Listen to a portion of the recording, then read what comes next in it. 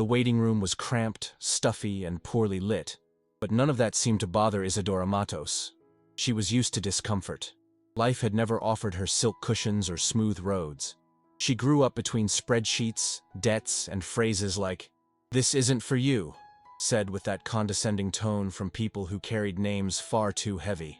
At 27, she was the financial manager of an event company that had seen better days. The last hope?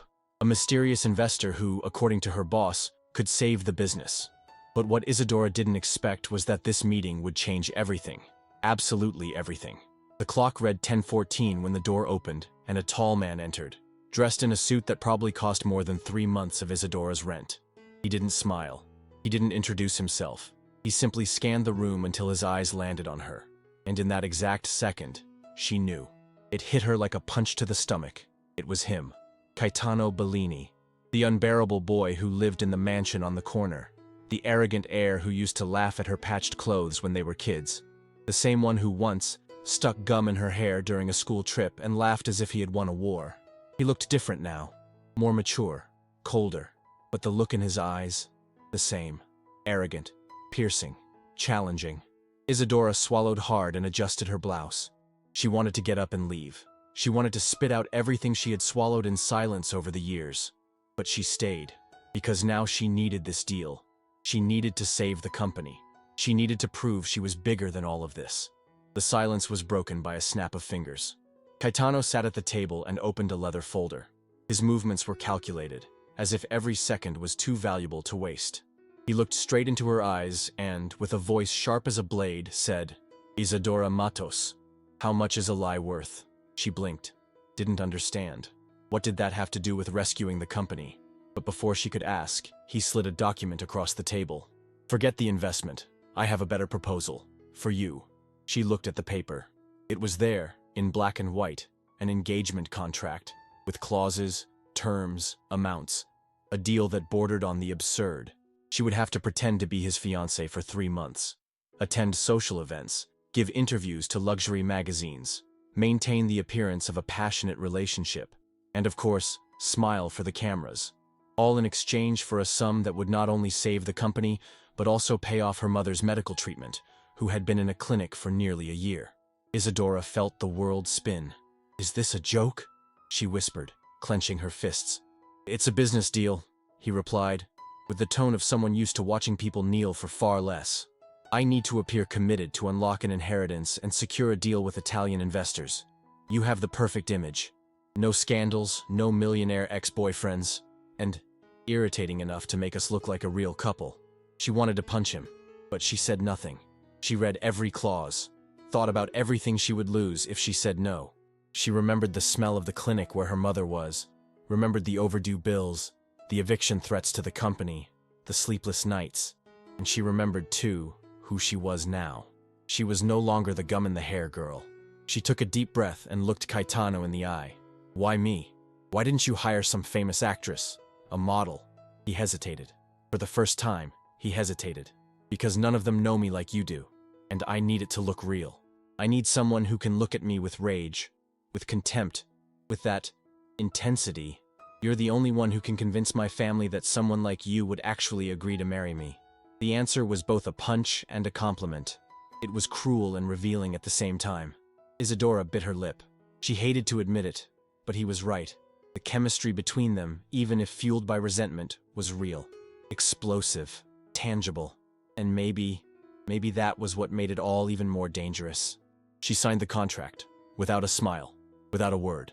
She just looked at him and said, 3 months, and then we vanish from each other's lives." Gaetano smiled for the first time. "Until then, my love, let's convince the world we were made for each other." The clock read 10:47. When Isadora left that room, the world was no longer the same. Before Isadora agreed to that cursed contract, before Gaetano proposed the most unthinkable of deals, there was something much older between them. A past still raw, made of small wounds that never truly healed. A childhood marked by invisible walls, fences of social class, sideways glances, and screaming silences. Because the hatred they felt for each other hadn't come from nowhere. It had been cultivated, watered with pride, fed by decades of emotional and social distance. And like every war, It had its origins in seemingly small, yet deeply meaningful events. Isadora was the daughter of Marley Matos, a seamstress from the south side of the city, a woman with short nails, calloused hands, and a heart so generous that she gave food away before eating herself. Raised alone, Isadora learned early on to distinguish the different shades of no that life handed her. The no of poverty, the no of prejudice, the no of privileges that were never hers. At age 9, she earned a scholarship to St. Pierre School, a stronghold of the local elite. And that was where she met Gaetano Bellini. He, the son of Anselmo Bellini, a construction magnate who owned half the commercial buildings downtown, was the living definition of early arrogance. Always in imported sneakers, a thermal lunchbox filled with exotic fruits, and that posture of someone who already knew the world belonged to him. But the worst part wasn't the superiority. It was the sarcasm, the pleasure he took in belittling others. And with Isadora, it was even more evident. The first humiliation was public. In 4th grade, during a talent show, Isadora sang an old song her mother had taught her. She was nervous, went off key. When she finished, the silence in the room was shattered by a loud laugh from the front row. It was Gaetano. He stood up and, mimicking her voice, repeated the off-key chorus, drawing laughter from the other students. That was the day she learned what it meant to be invisible, and at the same time, the center of mockery. Years went by. There were school competitions, debates, group projects where, by some cruel irony of fate, they always ended up paired, and each encounter was a battle. Gaetano never missed a chance to remind her of the difference between them. The way he pronounced her last name, Matos, always sounded like an accusation, as if she had invaded a space that was never meant to be hers. But behind it all, there was something even deeper. A secret Isadora would only discover much later. Their parents had a long-standing grudge. Marley, her mother, had once been a housemaid at the Bellini residence in the 1980s. An incident involving a supposed jewelry theft caused a silent scandal. Marley denied it to the end. She was fired, thrown out without explanation. And Anselmo Bellini, the same man now under investigation for fraud, never apologized, never returned what he had taken, her dignity. Isadora grew up hearing her mother say, "The Bellinis destroy anyone who dares not bow their head. That's why the hatred, that's why the aversion, that's why the fire in their eyes every time they saw each other. They were like two soldiers on opposite sides of an inherited war. And even without wanting to, they carried in their veins the blood of those who came before."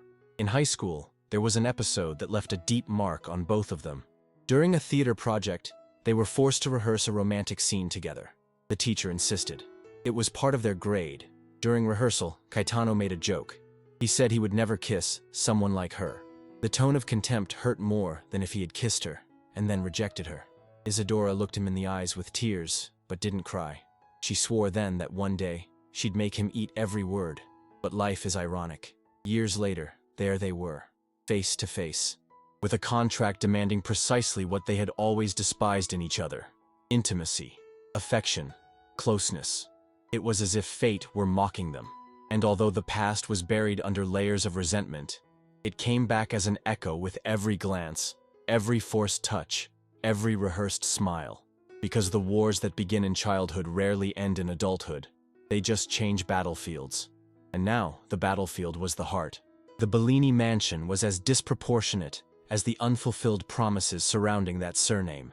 Huge, cold, silent, as if it had been built not to welcome, but to impose respect.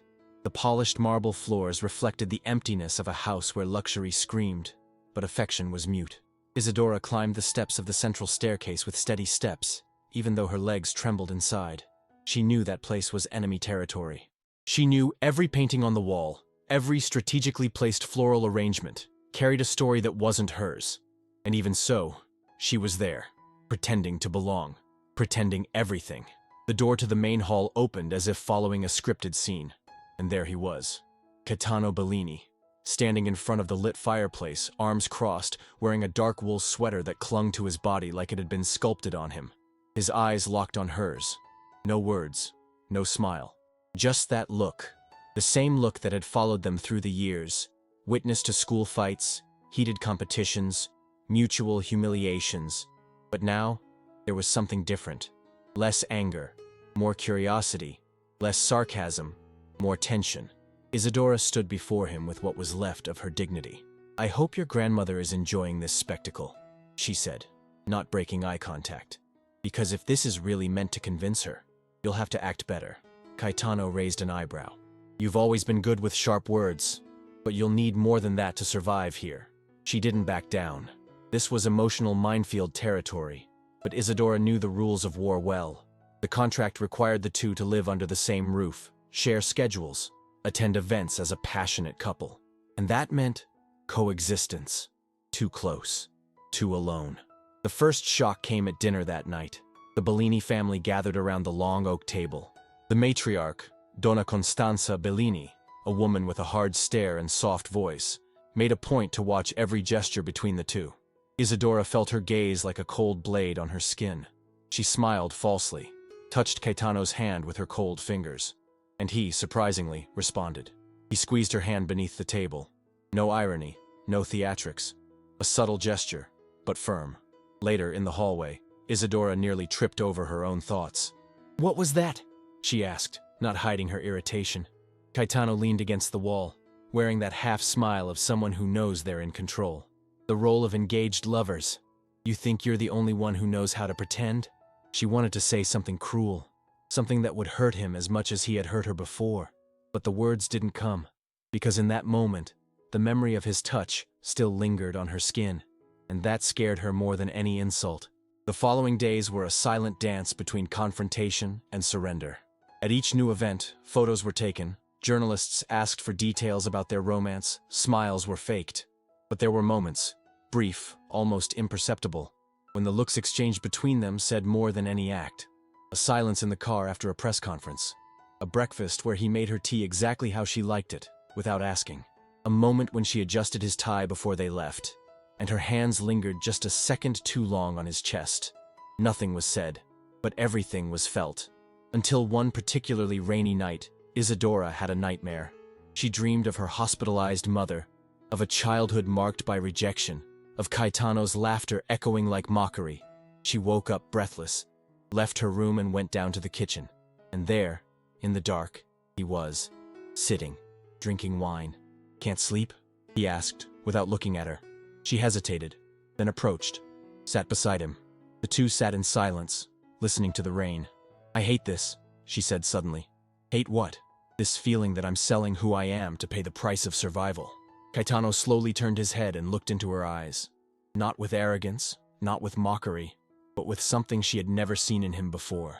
Understanding. "I hate it too," he whispered. "More than you can imagine." The confession hovered in the air like a ghost. For the first time, they were stripped of their masks. Two wounded human beings, pretending roles they never asked to play.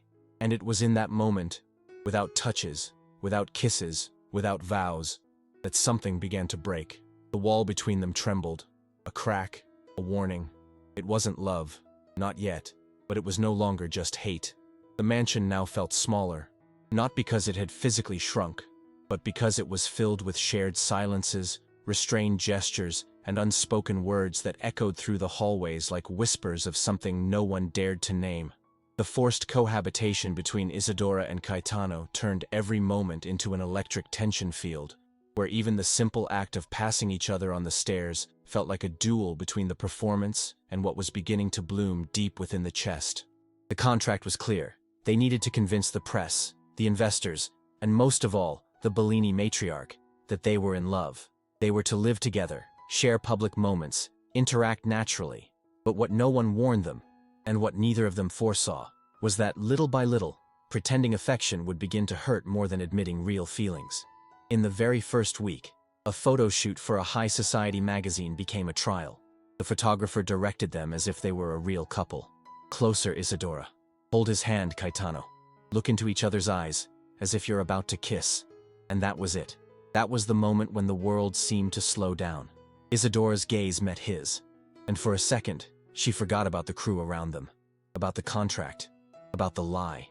She saw only Caetano's dark eyes, not mocking, not competing, but silently asking if she was feeling it too.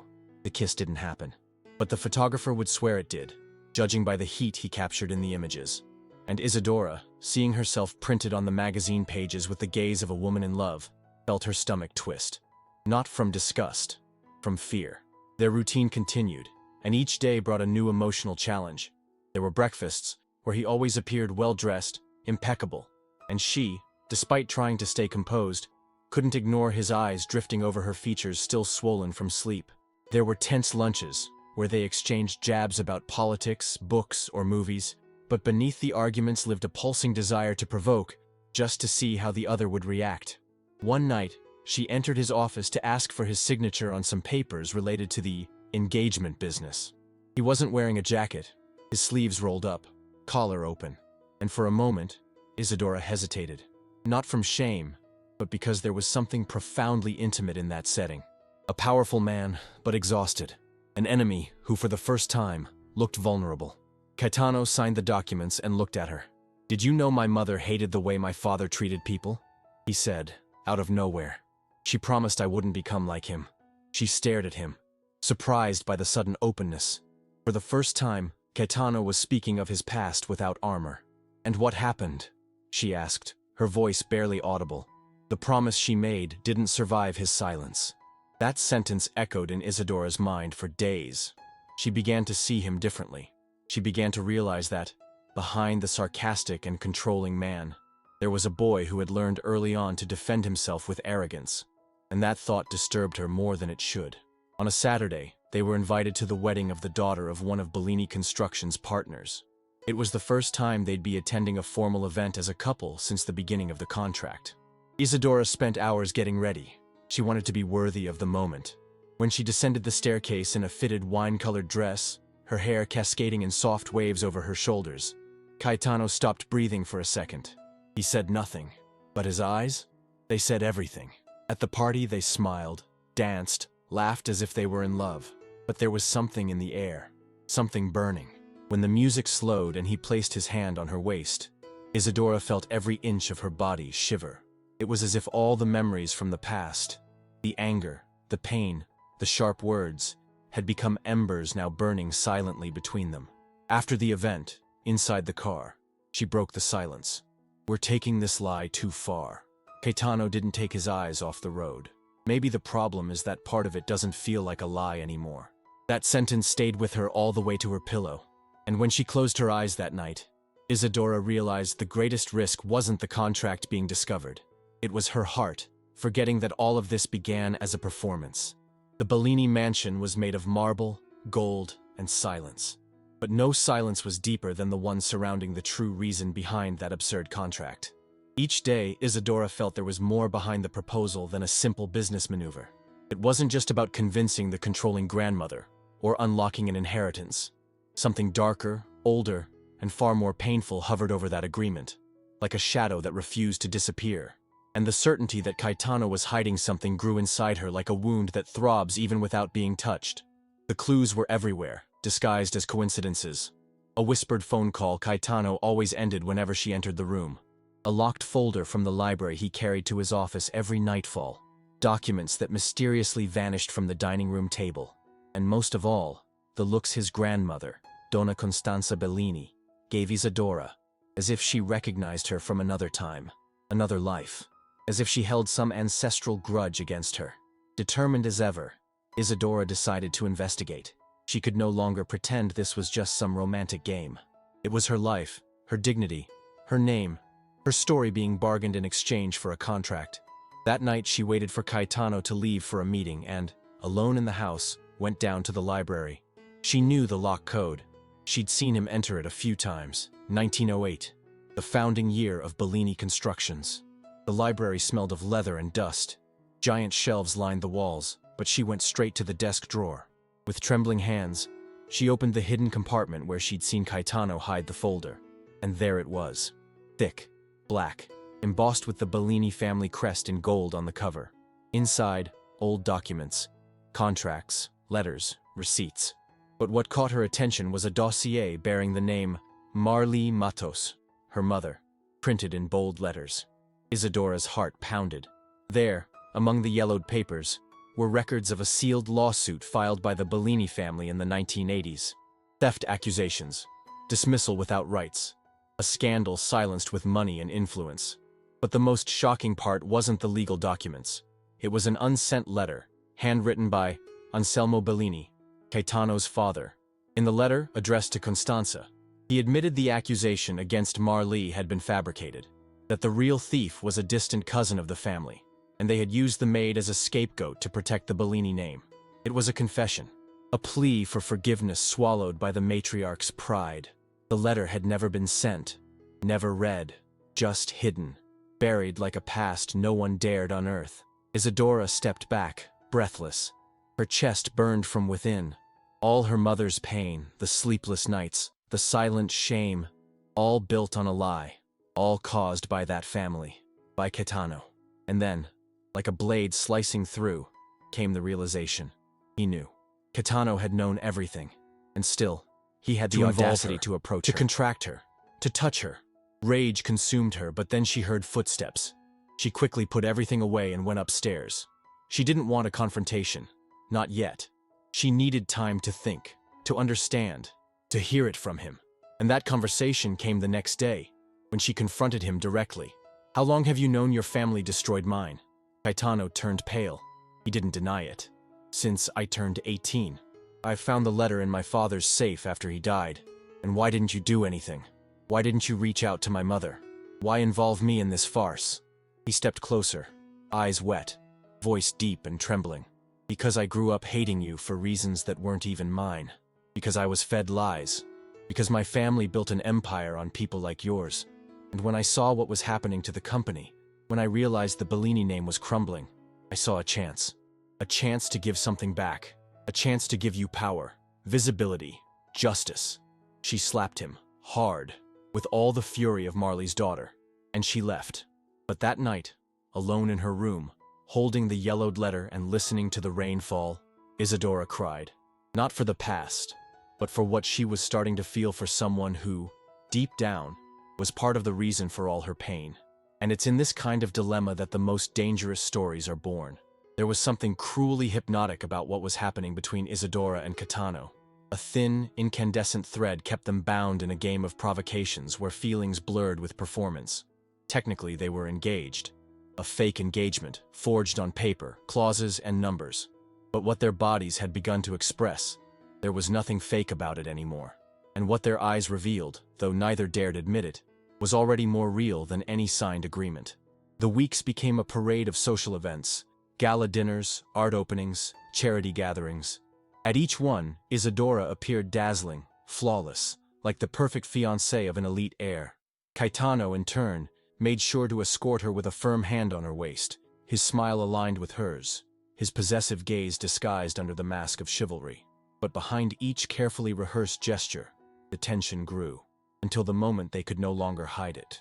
It happened at one of those parties, atop a luxurious high-rise in the city center, when everything began to unravel.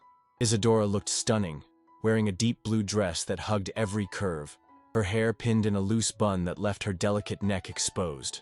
She smiled, danced, chatted with ease, and Gaetano watched from a distance, until someone showed up. An old college friend of hers, Bernardo, now a tech entrepreneur and special guest of the evening. Young, charismatic, and dangerously interested. Gaetano didn't like the way he touched Isidora's arm when greeting her, or how easily she laughed at every witty comment, or how long they talked, and especially not the way her eyes sparkled, as if, for a few moments, she had forgotten that she was, even if falsely, a Bellini's fiancé. He approached without asking, slid his arm around her waist with more force than necessary, smiled politely at Bernardo, but his eyes screamed possession. "Darling, everything all right?" he said, his voice coated in a sweetness that cut. Isidora understood the game. She smiled back, trying to keep control. "Of course. We were just reminiscing about an old college subject." Bernardo was a genius in logic. Gaetano narrowed his eyes, and then, in a move as unexpected as it was calculated, he turned to her and kissed her. Not a theatrical kiss, not a performance for the guests, but a real kiss. Hot, urgent, contradictory. A kiss that scrambled her thoughts, pulled the ground from beneath her feet, melted down years of resentment. It was a kiss that started in anger and ended in silence. Because when he pulled away, there was nothing left to say. There was, instead, something hanging in the air, something that burned. She didn't push him away, didn't scold him, She just walked off, without looking back. Hours later, back at the mansion, the confrontation was inevitable. She stormed into his office, still in her evening gown, hair now loose, heart ablaze. "Do you think you can just kiss me whenever you want? That it's part of the contract?" Caetano stood slowly, his eyes locked on hers. "No, it's not part of it. And that's exactly what scares me." Isadora swallowed hard. That confession made him more dangerous than ever. "Then why did you do it?" "Because when I saw that guy touching you, smiling at you like he had any right, I realized that watching you with someone else destroys me in a way I can't pretend doesn't matter anymore." She said nothing. She wanted to hate him, to spit out every word she had prepared. But instead, she stepped closer, stood face to face with him. She could smell his woodsy cologne, feel the heat radiating from his body. "This," she whispered, "is a lie. Remember? Then why are you trembling?" She stepped back, turned and left. Because the truth was, he was right. The kiss still burned on her lips. And the worst part was knowing that if it happened again, she wouldn't resist. From that day on, the line between what was performance and what was real crumbled. They started touching more naturally, looking at each other for longer, speaking in softer, more intimate tones. And every slip seemed intentional, as if both were testing, waiting for the other to cross the line first. But what neither of them imagined was that the heart doesn't follow contracts, and that, often, love begins where the lie ends. It was supposed to be a celebration of love. At least, that's how it was written on the gold-embossed invitation, in cursive letters passed around by the upper-class elite. Caetano Bellini and Isadora Matos invite you to an unforgettable evening in celebration of their engagement. A farce with imported flowers, French champagne, and live music. A meticulously staged spectacle, orchestrated by image consultants, event planners, and appearances. But at the center of that stage stood a couple on the verge of implosion, pretending to be in love, unsure whether it was still a lie, or if the truth simply hurt too much to be admitted.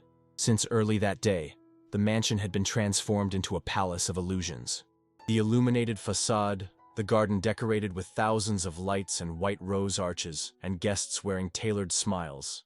Isadora looked stunning in a long pearl satin gown, open back, flawless makeup.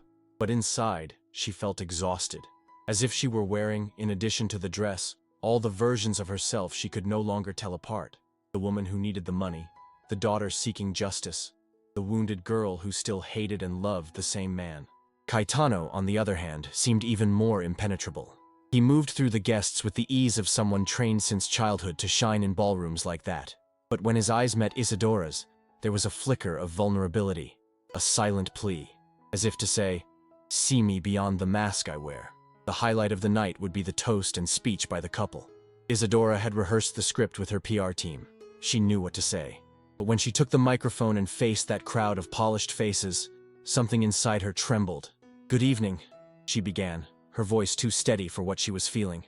"We're here tonight to celebrate love, or something close to it." People laughed lightly.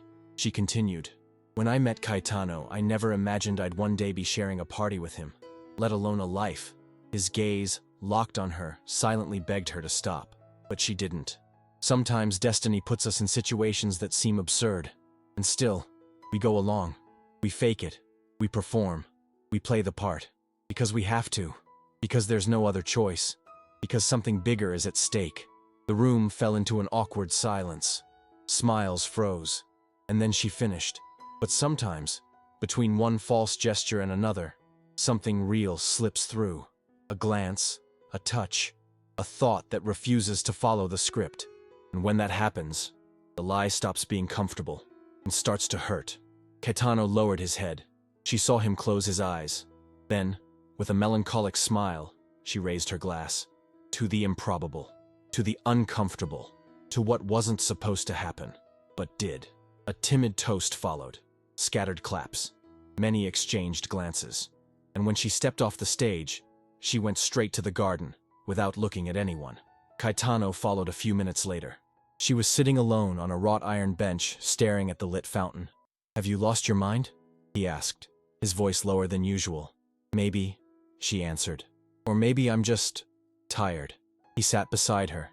The physical distance between them was short, but emotionally they were worlds apart. "Do you want to quit?" he asked. "I want to understand what we're doing." Because every time you look at me, I forget this is a lie. And then you disappear, hide, turn back into the arrogant Bellini. And I'm left torn between wanting you and hating you. He took a long time to respond.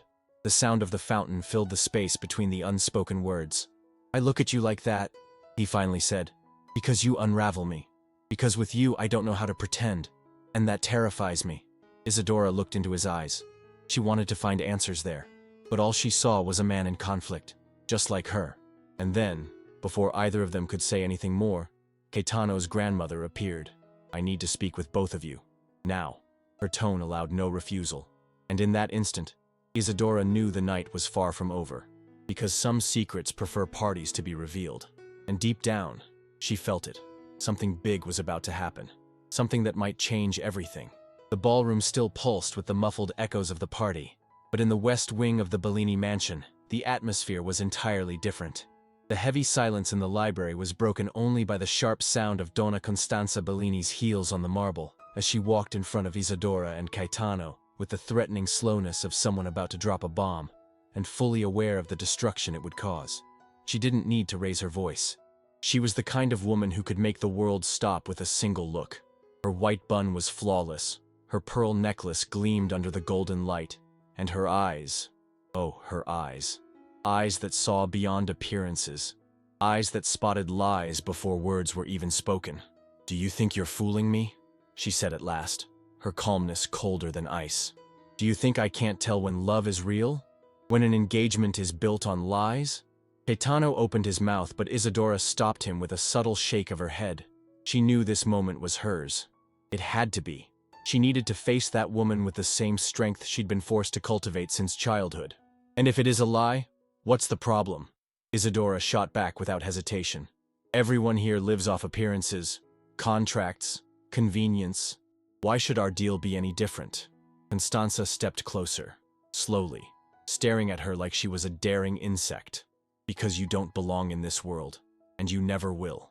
The sentence hit like a slap, but Isadora smiled. A sharp, wounded, proud smile. You're right. I never wanted to belong to this rotten world. And yet, it pulled me in. Forced me to sell myself for a contract, for a name, for a chance to pay for everything life always denied me. But unlike you, I still feel. Caetano stepped between them. The tension was about to explode. But then, Constanza Bellini said what neither of them expected. You don't know, do you, my dear? You think you were chosen by chance? That this fake engagement was my grandson's idea? Isadora's heart raced. What do you mean? Constanza walked to the bookshelf and pulled out an old folder. Inside, documents, signatures, dates. And then, the truth. This contract was my idea. I told Caetano to find someone outside our circle.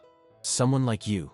Someone he would be forced to live with. Someone who would make him face the Bellini name with disgust.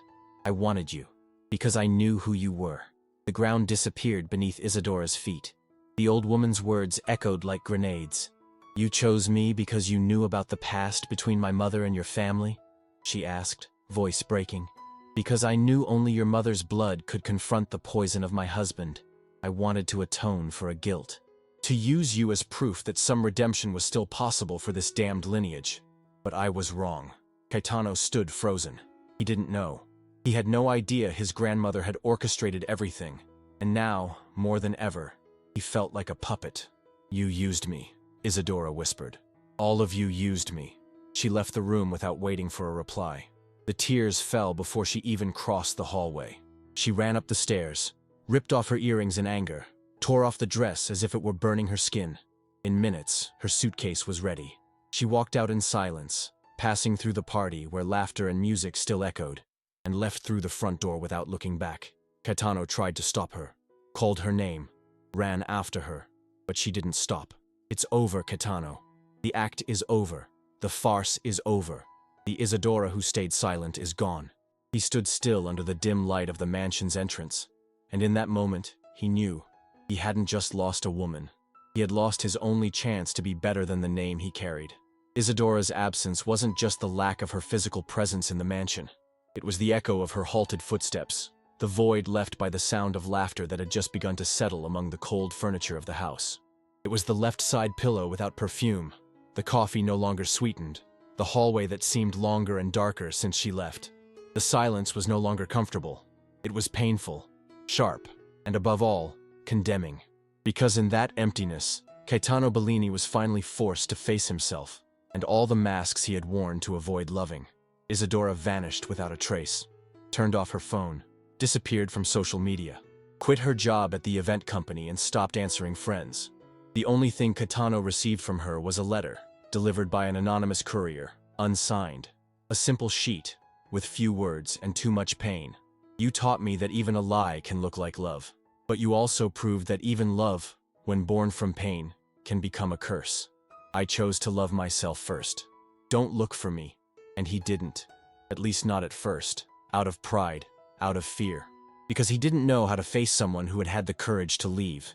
He, who had always been in control, now couldn't even control himself. His routine became a maze of memories. Every corner of the house told a story he wanted to forget, but couldn't. The library, where she had stood up to him with dignity. The dining room, where they laughed together for the first time. The garden, where they almost kissed in the rain. And her room, where he hadn't dared enter since the night she left. His grandmother, Constanza, seemed to age faster. Not from remorse. Pride is always the last to die in people like her. But from a quiet realization. Her attempt at redemption had backfired. She hadn't only lost the granddaughter in spirit, she had deepened her own grandson's emotional ruin. For the first time, Gaetano began doing what he never had before, questioning his identity. Questioning the empire he had inherited, the values he was taught, the weight of a name built on the silence of the innocent. He began revisiting old company records, donating part of his profits to social causes, quietly paying for Isadora's mother's treatment, even if she would never know. And, above all, he began to write. He wrote letters he never sent. Short sentences, full of remorse, love held back, and confessions.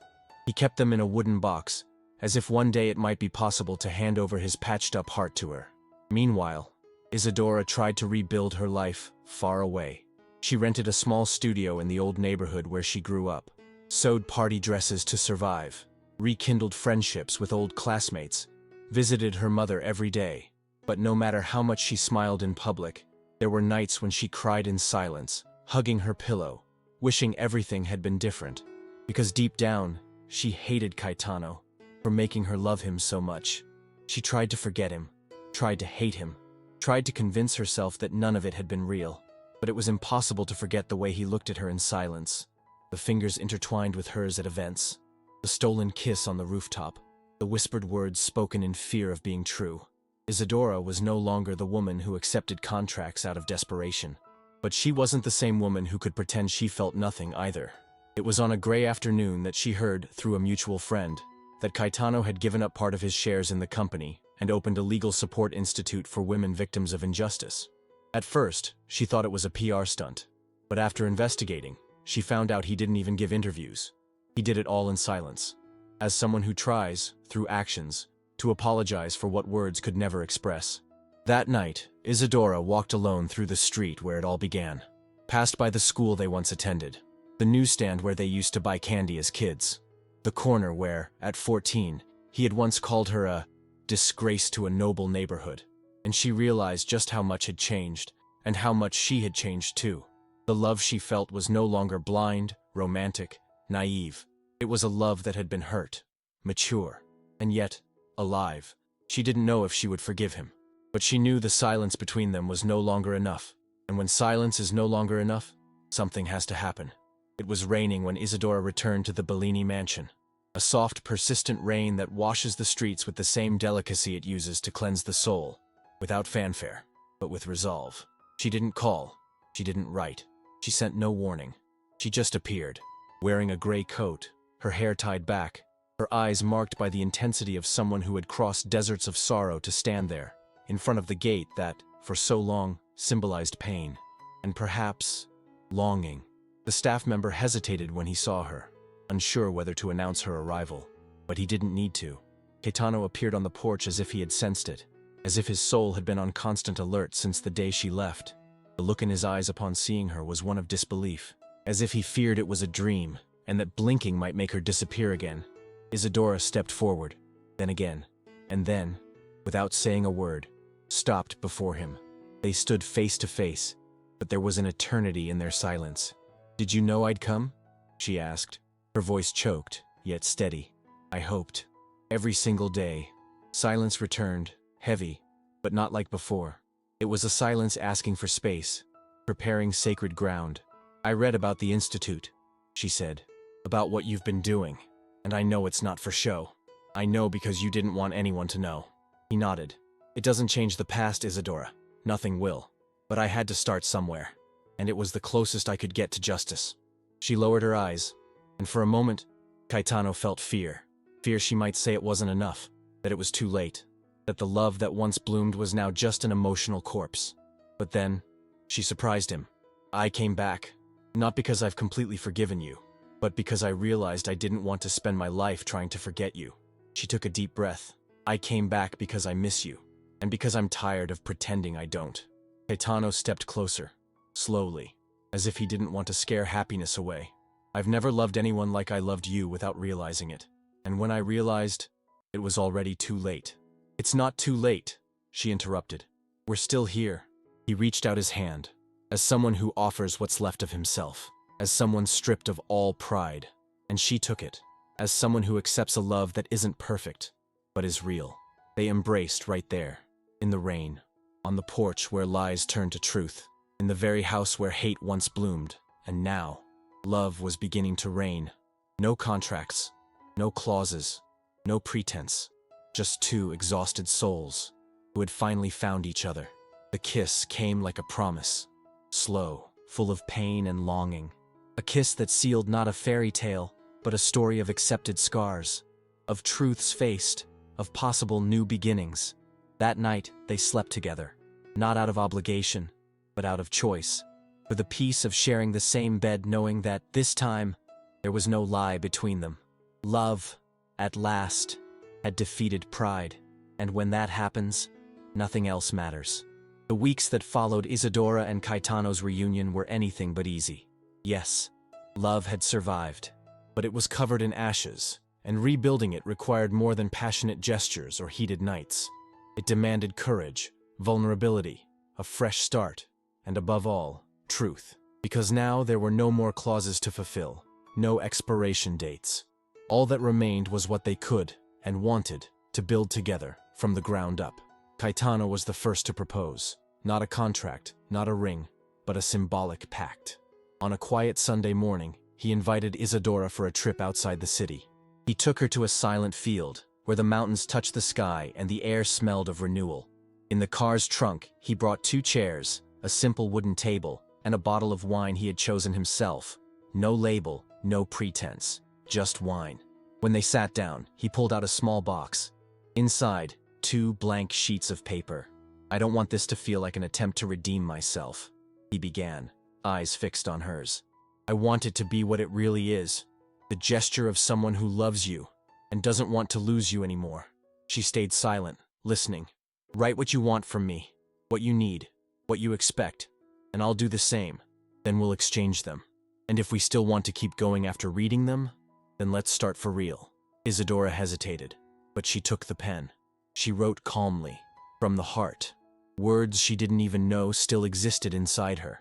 When they finished, they exchanged papers. Caetano read hers with teary eyes. She read his with trembling hands. And there, under the clear sky, they made a new pact. No grand promises, no fantasy of forever, just the commitment to be honest. To speak when it hurts, to listen when needed, to stop running from what they felt. They returned to the city with lighter hearts. Isadora decided to pursue her career on her own terms, not out of necessity. She returned to sewing, but this time in her own studio, self-funded, not with Caetano's money, as she made clear. He understood, he respected, he encouraged her. Caetano, meanwhile, continued leading the institute, now with Isadora actively involved, offering workshops and supporting women entrepreneurs. What had once been a silent debt to the past became a shared mission, a joint project, a seed of their future. But the most beautiful part was in the small things. In the way he made her coffee just the way she liked it, without asking. In the notes she folded into his jacket pockets before important meetings. In the comfortable silence of lazy Sundays on the couch, their feet intertwined, the world forgetting them for a few hours. The tabloids, of course, tried to make sense of it. Why the fake engagement had disappeared from gossip columns. Why there had been no glamorous wedding. But no one knew the real story, and no one needed to. What they had was no longer headline material. It was soul. It was skin. It was partnership. And when, months later, Caetano pulled a small velvet box from his pocket and knelt before her in a quiet plaza, with no cameras or guests, Isadora smiled. "Are you proposing again, Bellini?" "No," he said. "I'm asking you for a life, because love isn't something we promise. It's something we live, and I want to live all of it with you." She took his hand. Her yes was more than a word. It was the renewal of a love that had walked through hell and come back even more whole. The wedding took place far from the spotlight, without society pages, without scandals or extravagance. The ceremony was small, intimate, and deeply symbolic, just like everything Isadora and Caetano had become. It was no longer about proving anything to anyone. It wasn't about contracts or last names or inherited wounds. It was about the truth that had been born from a lie. About a love that dared to bloom amid the ruins of distrust, pride, anger, and the past. It happened in a restored old mansion in the hills near Petropolis. Surrounded by mountains with a garden full of lavender and climbing ivy, the place radiated peace. The sky was clear, the breeze gentle, and everything seemed to conspire for that moment to be unforgettable, not because of luxury, but because of truth. Isadora walked in wearing a dress she had made herself, delicate lace on the shoulders, a weightlessness that danced with the wind, and a smile on her face that would never be seen on magazine covers, because it was a smile only those who had lived through their own pain would understand. Caetano, dressed simply, with no designer label, had eyes overflowing with everything he had never managed to say. There was no priest, no pastor, no judge. Just the two of them, in front of close friends, a few staff from the Social Institute, and Isadora's mother, now, well, sitting in the front row, her eyes glistening, her heart at peace. Constanza Bellini wasn't invited, and Caetano didn't object. He knew some stories didn't deserve continuation, and theirs was about starting over, not repeating. When it came time for vows, they didn't read from scripts. They just looked at each other and spoke. "Isadora," he began, voice cracking. "I first loved you when I hated you, when you stood up to me, when you showed me my world was too small to hold your strength. And later, when I lost you, I realized that loving also means admitting you don't know how to love. But I wanted to learn. For you. And for me. I promise to be someone who will never run from the truth again. Nor from pain. Nor from us." She took a breath. The silence in the ceremony was absolute. "Caetano," she said, voice trembling, but firm. "I loved you when I shouldn't have. When everything told me you were wrong, dangerous, a living reminder of injustice. But you changed. Not to please me, but because you understood what was inside you. I promise never again to pretend I'm strong when I need you. I promise to be your refuge, and to remind you, every day, that even broken hearts still know how to love." They exchanged simple rings. A band with a small blue stone, inherited from Isadora's mother, and a brushed steel band Caetano had engraved inside, in secret. No contract, only love. The kiss was soft, but heavy with unspoken promises. The kind of kiss that no longer needs to prove anything. After the ceremony, there was no traditional party. They danced barefoot on the lawn, with string lights hanging from the trees, and old songs playing on an old radio. They laughed. They cried. They shared a pie baked by Isadora's neighbor, and when night fell, they laid beneath the stars, hand in hand, like two survivors of the most intimate war they had ever fought. And it was there, lying under the infinite, that Isadora said the phrase that would close this cycle with the kind of poetry only sincere new beginnings carry. "Loving you was my greatest mistake, and my greatest courage." Caetano smiled. "Then let's make more mistakes like that. All of them, with you." And so ended the story of two enemies who fell in love by accident, or fate, or life's irony. It doesn't matter. What matters is that in the end, love won. Not the idealized love, but the real love. Imperfect, resilient, and brave enough to survive even the lie that gave it birth.